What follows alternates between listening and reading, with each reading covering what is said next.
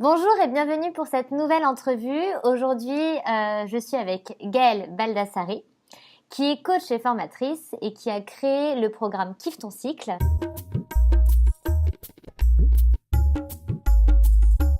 Bonjour Gaëlle. Bonjour Mélissa et bonjour à toutes. Est-ce que tu peux te présenter pour celles qui ne te connaissent pas encore?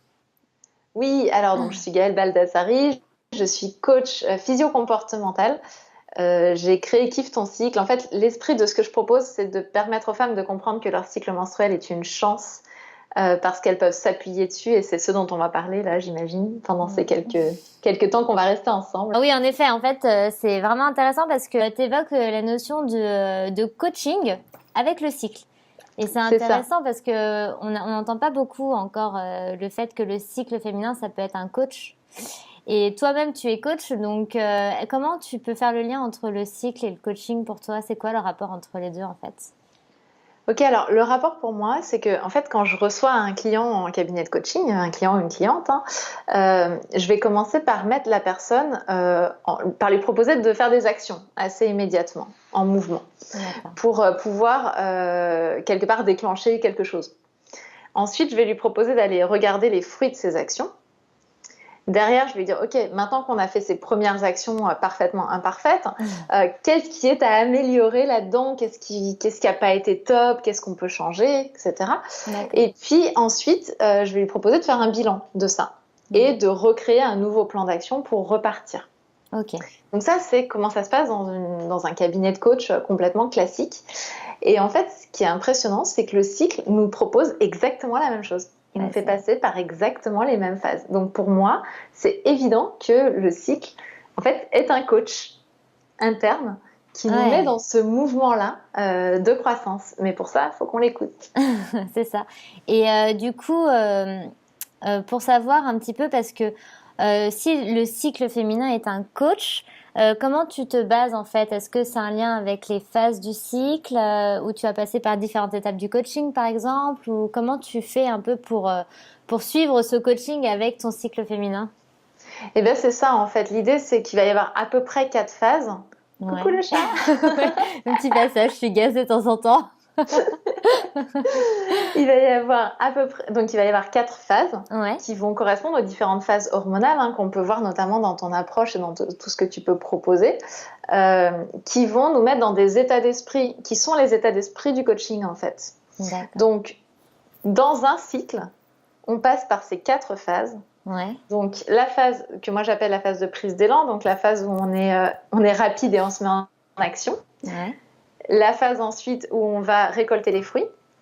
La phase ensuite, on va voir quels sont les problèmes. Puis, alors là, je le fais en hyper simplifié. Oui. Et puis, la phase de bilan. Et en fait, dans chaque cycle, on va passer par ces 4 phases-là. Donc, l'idée, pour s'en servir en tant que coach, c'est déjà d'apprendre à les repérer.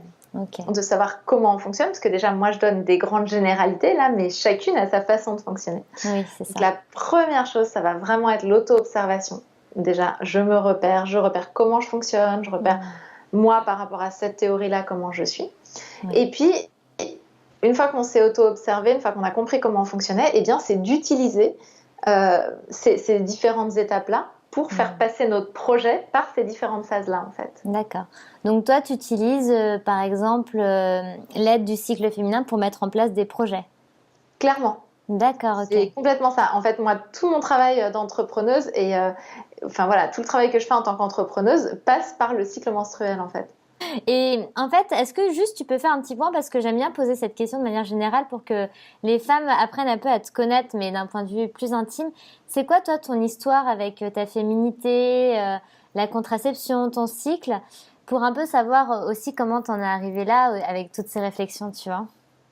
Eh ben, c'est clair, parce que c'est vraiment ça qui est le fondement en fait de tout ce que je propose aujourd'hui. C'est que moi en fait j'ai été réglée tardivement à 16 ans. J'étais sportive, à cette époque-là je commençais à avoir tout juste une vie sexuelle.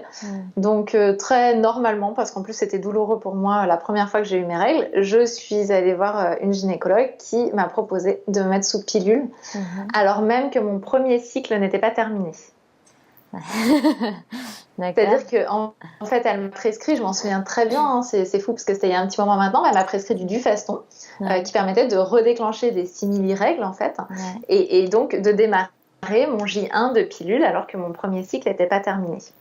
Donc ça c'est à 16 ans, et à l'époque, ça me va très bien. Hein, sincèrement, voilà, ça m'arrange, ça règle tous mes problèmes.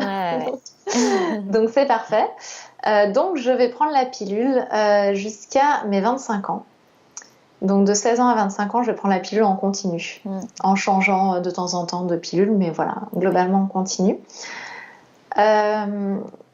Avec des symptômes, mais que j'assimilais pas du tout à la pilule parce qu'ils m'avaient jamais été présentés, la perte de libido, la prise de poids, par moments des sensations un peu de déprime, de choses comme ça. Tu vois que j'assimilais pas du tout à la pilule, mais qu'à posteriori, j'ai un petit peu quand même.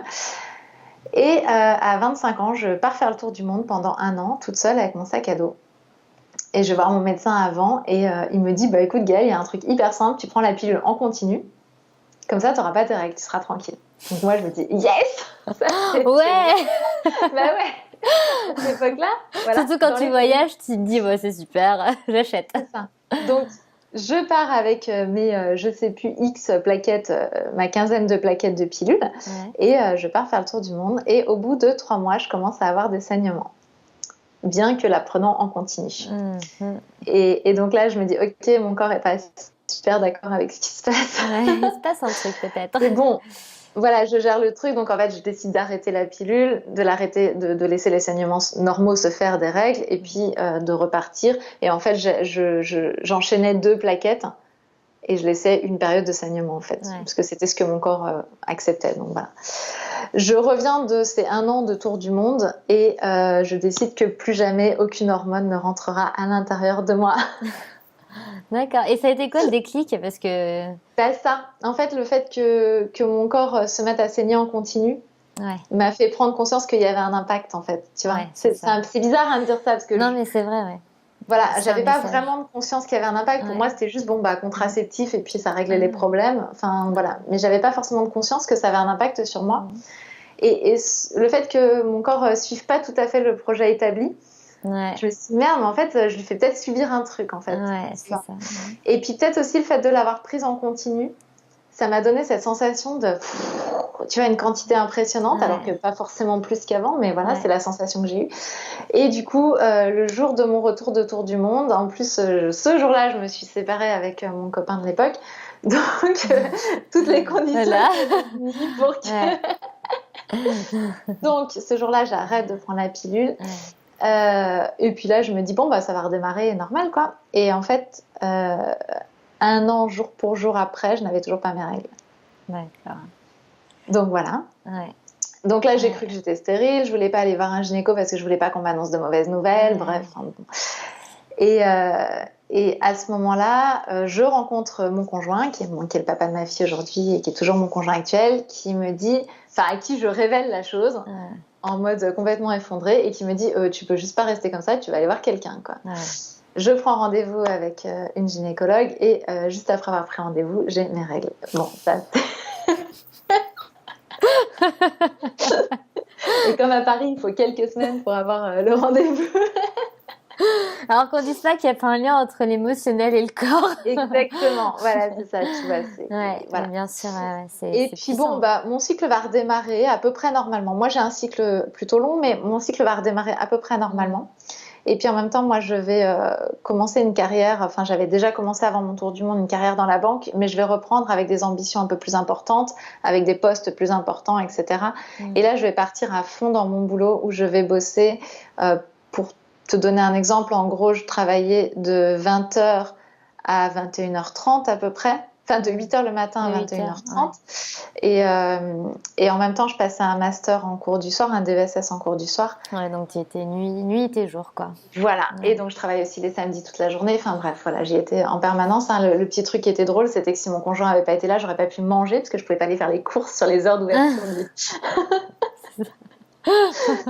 Bon, voilà, c'est comme ça, c'est ma vie. Mais ta phase de vie, Voilà, et donc du coup, quand ça a redémarré, que ça a vraiment pris de l'ampleur, et bien mon cycle a commencé à s'allonger.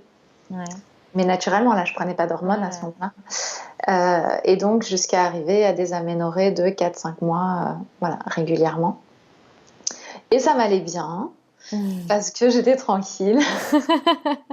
Encore une fois, ouais, c'est ça qui est bizarre, c'est que en fait ça m'allait bien parce que moi je voulais pas prendre d'hormones.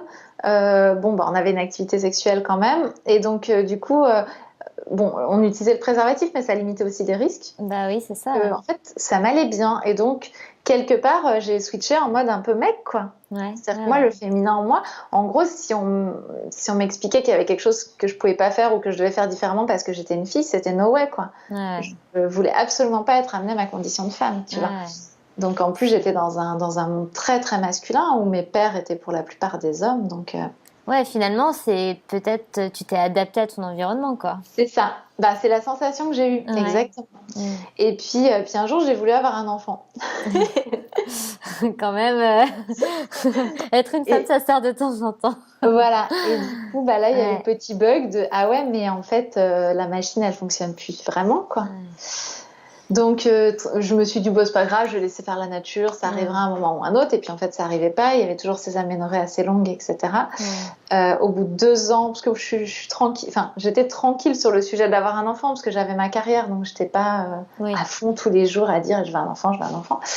Et donc, au bout de 2 ans, je me suis décidée à aller voir un gynécologue qui me fait mais c'est pourquoi vous avez attendu 2 ans avec une situation pareille, bon, je sais pas, moi j'étais tranquille, j'avais mon boulot, tout ça. Il n'y avait pas d'urgence encore pour toi, quoi. Voilà, et puis bah là, du coup, il m'a fait passer dans un processus un peu accéléré où il m'a gentiment expliqué que là, vu la situation, les chances que j'ovule étaient à peu près à 0. Que voilà, donc très difficile, voilà. Et donc là, du coup, je suis rentrée en procréation médicalement assistée. D'accord. Et la procréation médicalement assistée m'a fait reconnecter, bah, du coup j'ai pris des hormones, et m'a fait reconnecter avec justement ce que créent les hormones chez nous. Et autant avant, quand j'étais sous pilule, j'en avais jamais parlé, autant là j'étais super en conscience de ce qui se passait dans mon corps, quoi. Et j'ai dit à mon gynéco, je dis mais je reprends du poids, et là des grosses, enfin pas un peu de poids mais beaucoup de poids. J'ai de nouveau émotionnellement plutôt de la tristesse, de la fatigue, etc. En plus c'était des grosses doses, tu vois, parce que c'est la PMA. Et de nouveau il me dit non mais ça c'est juste le stress d'attendre un bébé. Je veux bien, mais on va pas me la faire 10 fois celle-là. Ouais, c'est ça, voilà. C'est ça. Et donc là j'ai fait un burn-out à ce moment-là, qui était très lié au professionnel, mais je pense que les hormones m'ont clairement pas aidée. Ouais, c'est ça. Tu vois, je crois que le mix, voilà, le mix boulot de taré, plus on aimerait bien un bébé, plus je me pique dans le vide pour essayer d'avoir un enfant. Comment te dire, c'était un peu too much, quoi. Et donc, du coup, je fais un burn-out, je vais être arrêtée pendant 5 mois. Et là, je vais avoir du temps, alors pas le premier mois, parce que je suis juste carpette morte, etc. Mais sur la fin, je vais avoir du temps pour aller chercher, quoi. Qu'est-ce que font les hormones, qu'est-ce que ça me fait, qu'est-ce qui est en train de se passer, qu'est-ce qui se passe en moi, tout ça. Et là, je vais vraiment découvrir le poteau rose en me disant, ah ouais, non, en fait, le cycle, c'est pas juste un truc qui nous fait chier, quoi. C'est bien autre chose. Et donc là, je vais reconnecter avec le féminin aussi en moi, tu vois, tout ça. Je vais aller chercher un peu c'est quoi pour moi être une femme. Ça change quoi d'être une femme? D'ailleurs, ça va être le nom de ma première conférence que je vais faire.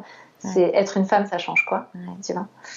Et voilà, tout mon chemin. Eh ben, c'est incroyable parce que t'es quand même passée par une phase où ça t'arrangeait pas d'être une femme à aujourd'hui une carrière où tout est basé autour de la féminité, enfin beaucoup autour de l'univers de la femme et du cycle féminin. Ça a été ces grands écarts en fait. C'est en fait parce que ça a tellement changé ma vie de prendre conscience de ça, et de prendre conscience aussi d'à quel point on avait quelque part socialement saboté l'idée que je me faisais d'être une femme, tu vois.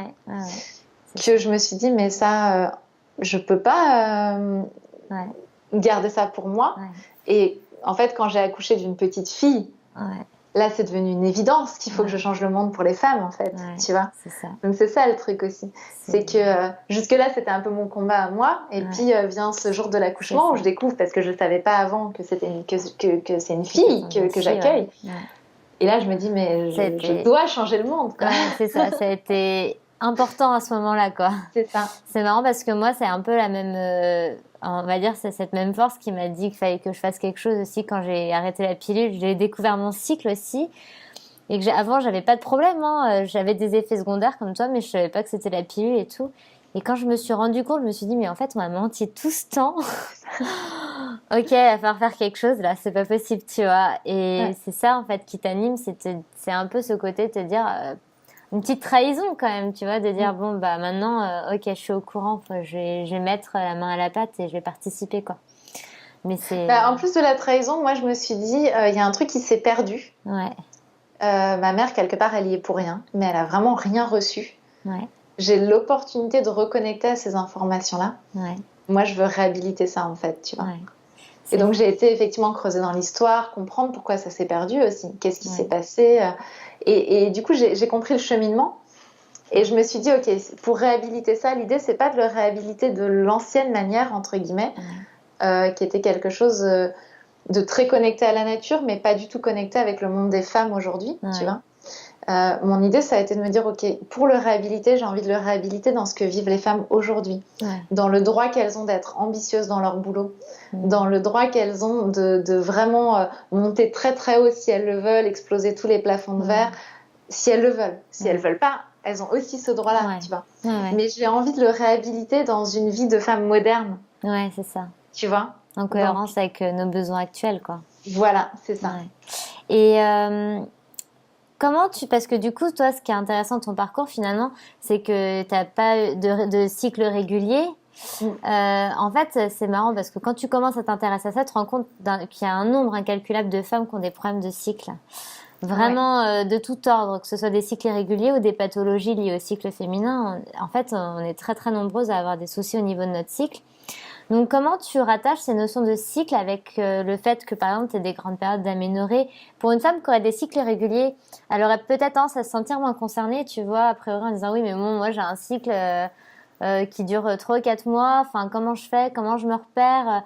Comment t'as fait, toi, du coup, pour te reconnecter avec ton cycle, malgré le fait qu'il soit très long et que tu aies peut-être des difficultés à avoir des repères? Ouais, alors, ça a été vraiment l'auto-observation. Ouais. Alors, ce qui était drôle, c'est que moi, j'ai commencé au tout début par écouter les signaux qui m'étaient envoyés de l'extérieur. Et notamment, ça va peut-être te faire rire, mais je travaillais en micro open space, on était 5 dans un bureau, et il y avait un homme qui est un ami à moi, donc on pouvait se parler librement, qui, effectivement, moi à cette époque-là, j'avais du coup mon cycle naturel tous les 3-4 mois à peu près.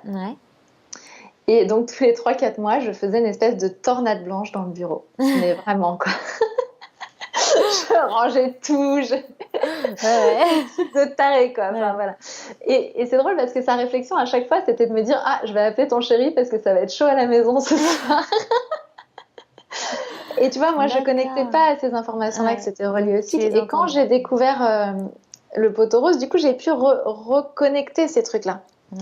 Tu vois, j'ai pu reconnecter à, tiens, ok, quand je fais ça, c'est qu'a priori, tiens, c'est un truc cyclique qui revient régulièrement. Donc, je vais commencer par l'observer en relation avec mon cycle pour savoir si oui ou non c'est en lien avec le cycle menstruel ou pas. Enfin, tu vois. Donc, j'ai commencé par noter des choses. Tu vois. Donc, noter les prises de bec avec mon chéri. Noter les grands ménages, les tornades blanches que je faisais. Noter aussi les moments où j'avais un espèce de plaisir, je me levais le matin, tout va bien, la pêche, machin, etc. Et puis essayer de reconnecter avec ce cycle et comprendre comment il fonctionne, tu vois. D'accord. Et en fait, ça a été le premier pas, ça a été un accueil inconditionnel. Ok, je suis comme ça, je suis variante, je peux pas le prévoir, contrairement à d'autres qui peuvent le prévoir. Parce que ça a été ma frustration et c'est pour ça que je veux le présenter un peu différemment aujourd'hui. Tu vois, moi, quand j'ai lu le livre de Miranda Gray qui expliquait qu'elle avait une semaine. Comment dire? Alors, moi, je fais des tentatives ovulatoires puisque j'ai un syndrome des ovaires micropolykystiques. Donc, je fais une tentative d'ovulation, puis un retour en arrière, puis une retentative d'ovulation. Moi, tes semaines, Miranda, ça marche pas. C'est ça, Donc, l'idée, ça a été de comprendre la théorie et derrière de me dire, ok, je suis qui moi là-dedans, en fait. Et comment je fais pour m'accepter comme je suis, surtout que j'ai compris que, ok, le cycle influe énormément sur nous, mais il y a aussi d'autres strates qui influent sur nous. Et donc, du coup, si je me recrée l'idée que je dois être dans le dogme du cycle et je dois être absolument dans l'énergie qui est prévue à ce moment-là, et ben je recrée une tension sur moi, une pression sur moi. Ouais. Et c'est ce que je voulais surtout pas. Bien sûr. Et quand on a un cycle irrégulier, c'est un peu plus facile d'avoir la conscience qu'il faut pas qu'il y ait une pression, parce qu'en fait, comme de toute manière, c'est le bordel, il va falloir l'accepter comme tel. C'est vrai. Tu vois. Donc, en gros, si je peux résumer pour les femmes qui ont aujourd'hui des cycles atypiques, et ben, c'est d'aller chercher peut-être la théorie de qu'est-ce que nous apporte chaque phase. Ouais. Parce que cette théorie, elle va nous permettre de comprendre un peu les différents états d'esprit. C'est plus facile de repérer quelque chose quand on l'a compris. Ouais. Tu vois. Donc, d'aller chercher la théorie, de se rappeler qu'elles sont uniques et que du coup, la théorie s'adaptera pas forcément à elles. C'est ça. Et puis ensuite, de s'observer. Ouais. Et de s'accueillir dans l'énergie où elles sont là. Et la dernière étape, qui est vraiment l'étape qui pour moi est cruciale, c'est d'apprendre à faire avec elles-mêmes plutôt que contre elles-mêmes. Tu vois. Parce que la théorie, tout ça, c'est assez facile à trouver. S'observer, bon, on peut le faire en dilettante, mais on peut décider de s'y mettre. Mais par contre, décider après de faire vraiment alliance avec soi dans les différentes phases, ça, c'est peut-être la partie la plus difficile, quoi. Ouais, c'est vrai. C'est vrai qu'on est souvent à contre-courant quand ça nous convient pas. Donc on se fait un peu violence. Mais ce que je trouve hyper intéressant, c'est que la manière dont tu t'as observé, en fait, c'est que tu as des comportements assez caractéristiques que tu as associés à des phases. Là, tu as dit le grand ménage, le fait d'être heureuse au réveil, ce genre de choses. Et c'est vrai que c'est des comportements, on va dire, un petit peu extrêmes, quoi. Enfin, des choses, c'est clair que la journée lambda, tu ressens pas ça. Et donc, du coup, quand t'es comme ça, tu peux le mettre en évidence. Et donc, toi, t'as repéré chez toi des comportements assez atypiques, finalement, qui revenaient de manière récurrente, quoi. C'est ça, exactement. Okay. Et ce qui est intéressant pour chacune, c'est d'aller repérer quelles sont les nôtres, parce que tout le monde ne fait pas le grand ménage quand il est, quand il est dans cette zone prémenstruelle, par exemple. Tu vois. Ouais, d'accord. Et donc, si tu avais... donc, tu dis que tu recueilles des informations et tout ça. Comment tu fais pour recueillir ces observations? Toi, tu les notes c'est quoi tes petites astuces? T'as un outil? Est-ce que d'ailleurs tu continues de le faire parce que maintenant peut-être que tu te connais mieux? Ou est-ce que ça y est, tu dis c'est bon, je me connais par cœur, j'ai plus besoin de noter ça? Ouais, moi je note plus là aujourd'hui. D'accord. Je suis effectivement passée dans la zone où je note plus parce que bon, au quotidien, je le sais. J'ai pour la famille, attends, je sais pas où il est, mais il est là. J'ai un magnète en fait. Que j'utilise pour plus, même pour moi, c'est intéressant de l'avoir parce que ça me permet de faire une petite conscience. C'est-à-dire que je le mets sur la zone où je suis, le jour où je suis, tu vois. Ouais. Alors attends. Donc là, par exemple, en ce moment, je suis en prise d'élan.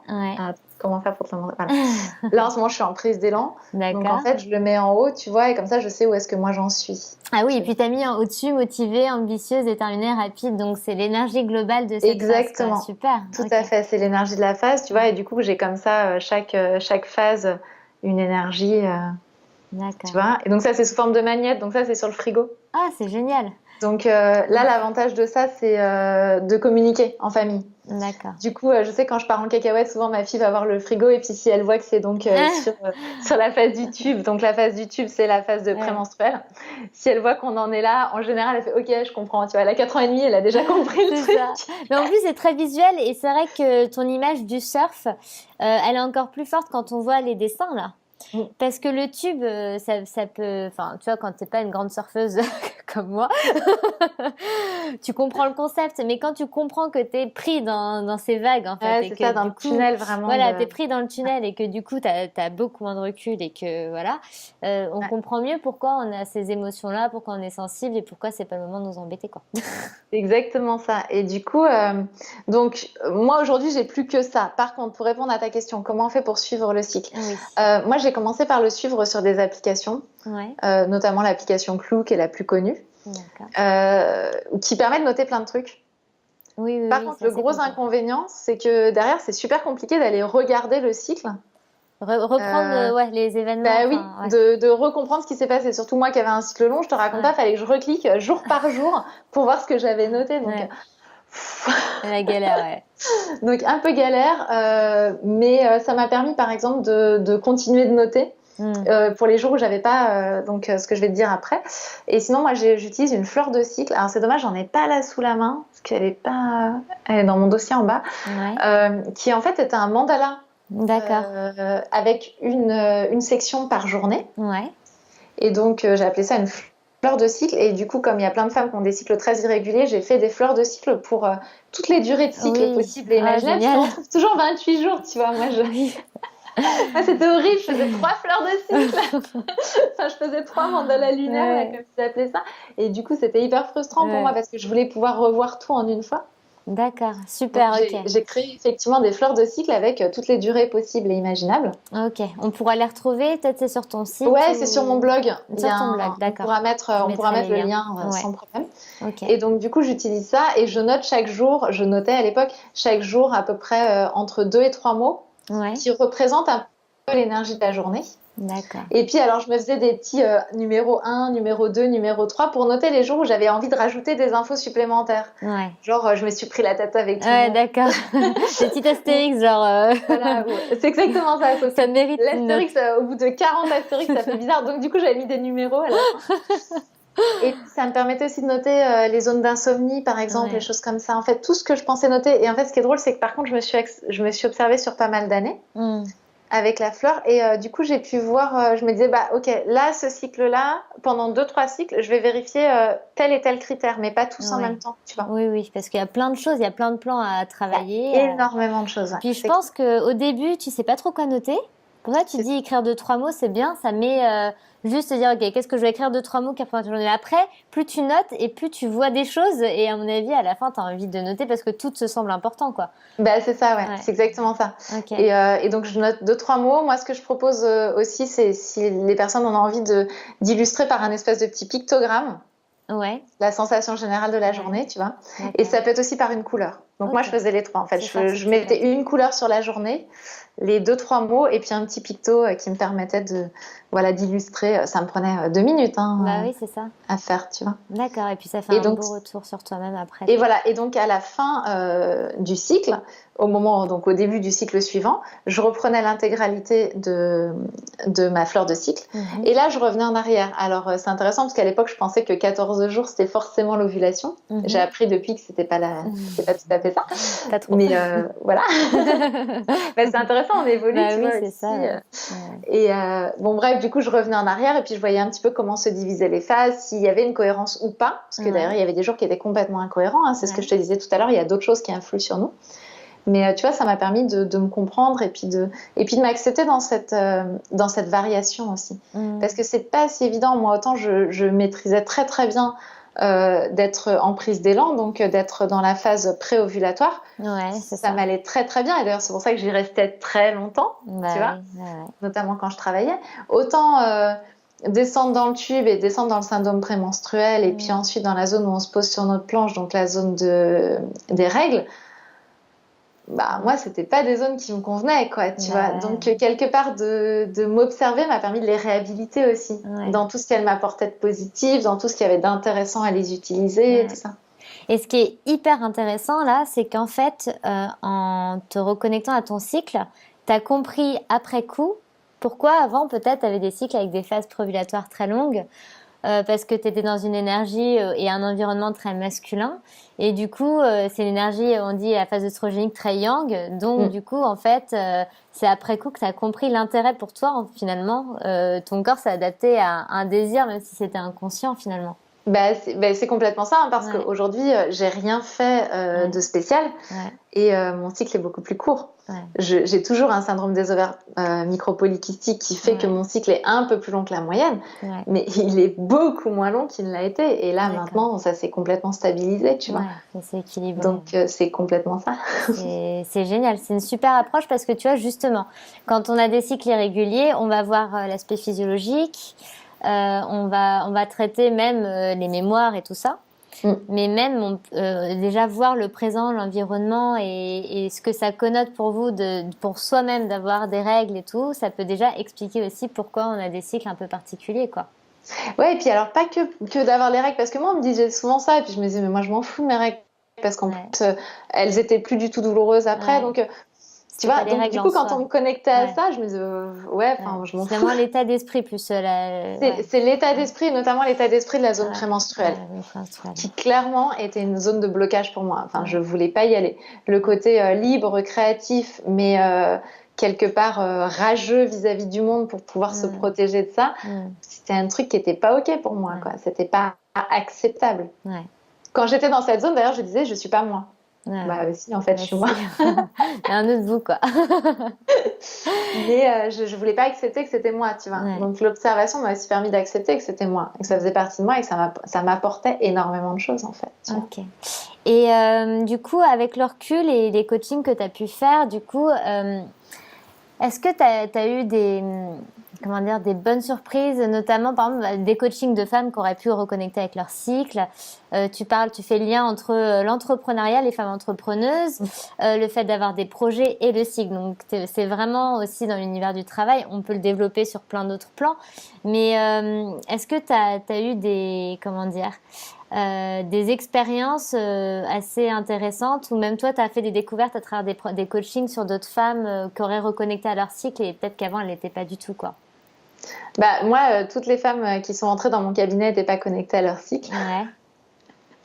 Il y a un avant et un après, comment ça se passe? Il y a un avant et un après, clairement. Ouais. Elles me le disent toutes, et surtout, elles m'en témoignent pas mal de temps après, en fait, en me disant que ça a vraiment tout changé. Ce qui est assez drôle, c'est que c'est subtil ce que ça a changé, et en même temps, ça change tout. Ouais, c'est ça. C'est-à-dire qu'à la fois, elles changent pas profondément ce qu'elles sont. Enfin, tu vois, ça n'a pas été nécessairement... En tout cas, la partie cycle du coaching n'est pas nécessairement une partie transformatrice en soi. Par contre, c'est une partie qui permet de se réconcilier avec soi.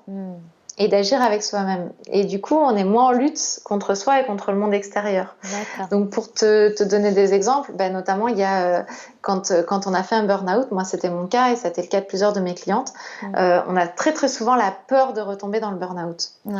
Et qu'est-ce qu'on fait dans ces moments-là? On va se limiter dans une zone, en fait, où on ne va pas trop vite. On fait pas, on repart pas à fond les ballons de trouille de retomber. Voilà. Et ce qui amène la connaissance du cycle, c'est en réalité, comme il y a des zones où on peut aller très très vite, et parce qu'il y a d'autres zones où on va se reposer, en fait. Et donc, du coup, cette compréhension-là peut complètement faire sauter toutes les barrières de la peur de retomber dans ça, parce qu'on sait qu'on va s'octroyer des zones de repos. C'est ça. Tu vois? Et donc, c'est se permettre d'être vraiment dans son plein potentiel. Donc au moment ça, présent, ouais, c'est ça. Et puis, dans les autres changements radicaux, il y a le fameux syndrome prémenstruel qui, en termes émotionnels, souvent, ça va sur la famille, le conjoint, les enfants, tout ce qu'on veut, soi-même et tout ça. Et même notre entreprise. C'est-à-dire qu'on peut avoir tendance à tout vouloir foutre en l'air, avoir l'impression qu'il n'y a rien qui marche, que ça servira à rien, que tout ça. Et j'arrête tout, j'en ai marre. C'est un classique, hein, c'est normal à la limite. Bon, déjà, quand on le sait, on sait que c'est normal. C'est le genre de truc qu'on note, justement. Envie de tout arrêter. Voilà, et on sait que c'est pas le moment de prendre cette décision-là. Donc déjà, tu vois, ça permet de reporter la décision. Donc en coaching et même dans Kiffe ton cycle, hein, c'est ce que je présente. Mais du coup, en coaching, ce qu'on voit encore plus, c'est comment faire pour rediriger cette énergie-là vers du positif pour l'entreprise. D'accord. Tu vois? Comment on fait pour utiliser tout ce truc qui se déversait avant de façon un peu... c'est ça. sur tout et sur tout le monde, et voilà. Pour justement l'utiliser vraiment dans une dynamique entrepreneuriale, de créativité, d'aller régler les trucs qu'il faut régler, d'aller... soulever les problèmes qu'il faut soulever, d'aller éradiquer ce qui va plus, enfin voilà. D'accord, le transcender un peu et le dépasser, quoi. Je dirais le diriger. Le diriger. En fait, tant qu'on se le prend en pleine figure dans une forme d'inconscience, c'est un peu omniprésent, tu vois, c'est comme le tube, là, c'est tout noir et tu l'as tout autour de toi, et voilà. Et du coup, tu peux être amené à faire quand même des grosses conneries en termes de prise de décision, tu vois, ou de remise en question de certaines choses. Là, l'idée, c'est d'utiliser toute cette énergie-là en la canalisant pour la ramener à quelque chose d'assez conscient. Ça ne veut pas dire que le conjoint il va pas s'en prendre plein la tronche. J'ai pas trouvé la recette absolue. On n'a pas encore trouvé. Bon, le jour où tu auras trouvé, tu t'en parles, on fera une autre vidéo sur ça. Moi, on va dire que, allez, un cycle sur 2, j'arrive à canaliser suffisamment pour qu'il ait rien du tout. Un cycle sur 2, il y a quand même des trucs qui débordent, quoi. Donc, mais voilà, c'est cette compréhension-là qu'on peut utiliser le cycle à notre service aussi. C'est-à-dire que certes, il s'impose à nous, Mais en fait, on peut lui dire, ok, tu t'imposes à nous, mais du coup, je vais aussi t'utiliser quelque part. Parce que la nature m'a mis à disposition cet outil. Donc moi, je considère aussi le cycle comme un outil qu'on va pouvoir utiliser et donc qu'on va pouvoir potentialiser, c'est-à-dire décider de l'utiliser consciemment. Tu vois, en disant, là, je suis dans cette zone-là, ok, je fais comme ça et je vais me mettre dans cette dynamique-là parce que ça va améliorer mes performances, en fait. Ok. Et est-ce que tu accompagnes des femmes, par exemple, qui prennent la pilule, parce qu'on est quand même, il y a beaucoup de femmes qui prennent la pilule en France surtout. Comment ça se passe pour ces femmes-là qui n'ont pas un cycle naturel? Donc en coaching physio-comportemental, j'ai pas que la partie cycle. Donc je travaille avec elles-mêmes globalement en coaching, puisque je suis formée coach classique, je dirais. Donc je les accompagne en coaching et on parle pas du tout de cette partie-là. Par contre, je dirais que j'ai quand même un regard assez affûté sur les effets secondaires potentiels de la pilule et il arrive qu'on en parle, pas systématiquement. Je suis pas ayatollah anti-pilule. Je pense qu'il y a plein de bonnes raisons pour prendre la pilule à certains moments de notre vie et que c'est pas un problème forcément catastrophique. Enfin voilà, je fais pas partie de ces personnes qui disent « Oh mon Dieu, tout est catastrophique quand on est sous pilule », tu vois. Donc j'ai pas de soucis. Voilà, accompagner ça, juste on va pas utiliser ce plan-là. D'accord, tu vas pas utiliser cet outil-là spécifiquement, quoi. Non, c'est ça. Parce qu'il faut quand même reconnaître que clairement, la pilule stoppe le cycle. Donc, oui, on n'a aucun cycle. C'est bien pour ça que y a plein de femmes qui sont sous pilule et qui, comme tu dis, vont très bien avec leur pilule, n'ont pas du tout envie d'arrêter. Et du coup, elles peuvent se pencher sur d'autres outils pour travailler sur elles. Certainement qu'elles ont un cycle d'ailleurs, mais que ça va pas se révéler de la même manière et que ça sera pas un cycle hormonal dû au cycle menstruel, mais sur un autre plan, quoi. De toute manière, il y a plein d'autres cycles qui sont pas le cycle menstruel, mais celui-là, en tout cas, il est chimiquement bloqué. Et en plus, chimiquement bloqué avec un apport d'hormones supplémentaires. Donc, donc en plus, voilà. Donc celui-là, il est bien castré. Maintenant, clairement, oui, mais de toute manière, mais ne serait-ce que nous qui vivons en France, le cycle des saisons qui influe énormément sur nous, le cycle de chaque journée, je veux dire, chaque journée est un cycle en soi. Enfin, je veux dire, il y a énormément de cycles qui influent sur nous, ça, il n'y a pas de souci. D'accord. Et donc, pour terminer, si tu avais 3 conseils à donner aux femmes qui regardent cette vidéo pour justement se reconnecter à elles et commencer à se sensibiliser à leur cycle, ce serait quoi? Alors, 3 conseils à donner. T'as pas préparé, donc... Ouais, non, mais c'est bien, ça va me permettre de voir un petit peu ce qui sort. Moi, j'aurais envie de leur dire déjà, commencez par vous observer. Voilà, commencez par regarder comment vous fonctionnez et puis peut-être noter ce qu'on disait tout à l'heure sur une fleur de cycle ou sur tout autre, ça peut être sur un bullet journal, ça peut être sur n'importe quoi, vraiment. Commencez par noter des choses pour voir si oui ou non ça a un lien avec le cycle et du coup vous dire tiens, ça je peux l'anticiper. Moi je me souviens comme ça d'une blogueuse qui avait suivi Kiffe ton cycle qui avait dit chaque mois moi j'avais envie de jeter mes crèmes pour le visage en pensant qu'elles étaient inefficaces. Excellent. Elle me disait voilà, grâce à l'auto-observation j'ai compris qu'en fait c'était mon cycle, que c'était normal et du coup j'ai arrêté de vouloir à chaque fois racheter des nouvelles crèmes. Donc c'est ce genre de truc. D'accord, d'accord, c'est vrai qu'on a chacune nos comportements, c'est intéressant. C'est ça. Donc il y en a qui ont envie de jeter leur shampoing parce que les cheveux deviennent gras, il y en a qui ont envie de jeter, voilà. Donc déjà d'aller repérer tout ça et finalement de commencer à dire ok, je peux faire avec moi, je suis une tête qui pense et un corps qui agit et en fait tout ça c'est hyper en lien. Donc la première chose ça serait de s'observer, la deuxième chose ça serait de s'accepter comme on est. Parce que finalement une fois qu'on a compris que ces variations c'est une chance et qu'elles peuvent nous coacher, et on se rend compte qu'on a peut-être même certainement une chance supplémentaire par rapport aux personnes qui ne vivent pas ce cycle. C'est ça. Donc voilà, l'accepter et de dire ok, du coup il y a des journées un peu down, mais il y a des journées sacrément up. Et donc ce mélange-là, en plus, c'est une arme anti-burnout absolument géniale. Donc j'arrête d'accepter ça. Et le troisième conseil que j'ai envie de leur donner, c'est ok, il y a toute la théorie, mais vous êtes unique. Et donc, votre cycle est unique, votre façon de vivre votre cycle est unique. Donc, allez chercher la théorie pour comprendre qu'est-ce qui est censé être. Et puis, revenez à vous. Et si, je sais pas moi, vous avez une méga pêche pendant vos règles et que vous n'êtes absolument pas en mode repos, c'est ok. C'est ok. Et c'est pas qu'il y a un problème en fait. C'est juste, c'est ça. Chacune est comme elle est, chacune a des hormones qu'elle a, chacune a la façon de le vivre qu'elle a. Et la seule vérité, elle est à l'intérieur de nous. Donc, recréons pas un dogme cyclique après être passé par un dogme de linéarité où il faut absolument être toujours la même. Ne recréons pas un dogme de la cyclicité imposée. Les girls, faites-vous confiance. Vraiment, quoi.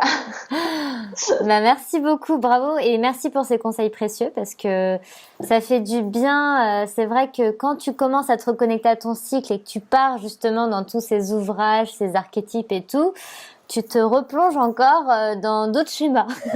C'est ça. Donc, hop, on revient à soi et on se ressent sur soi-même parce qu'on est toutes différentes et ça fait du bien de se le rappeler, quoi. Ben, c'est exactement ça. Moi, j'ai eu des clientes qui m'ont dit, Gaëlle, c'est génial ce truc, mais c'est pas pour moi. T'as un cycle, t'as des hormones. Voilà, juste reconnecte, reviens à toi, quoi. Vraiment profondément. Et c'est ce que je présente dans Kiffe ton cycle. Je présente la théorie, comment on peut l'utiliser en tant que coach et comment on le ramène dans la vraie vie, quoi. Dans notre vraie vie, avec notre cycle bizarre, avec nos humeurs, avec la vie qu'on vit en ce moment, avec tout ça, en fait. Avec notre authenticité, en fait. C'est ça. Exactement. Merci beaucoup. Alors du coup, comment on peut te retrouver? Je vais mettre tous les liens en dessous, mais brièvement, comment on peut te retrouver? Alors, le site s'appelle Ressources féminines au pluriel. D'accord.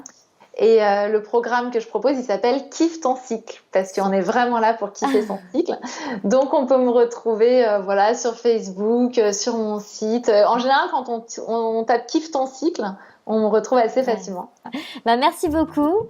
Et puis, j'espère que vous aurez appris plein d'informations intéressantes et que ça vous aura donné envie de kiffer votre cycle. Et puis, je vous dis à très, très bientôt pour une prochaine entrevue.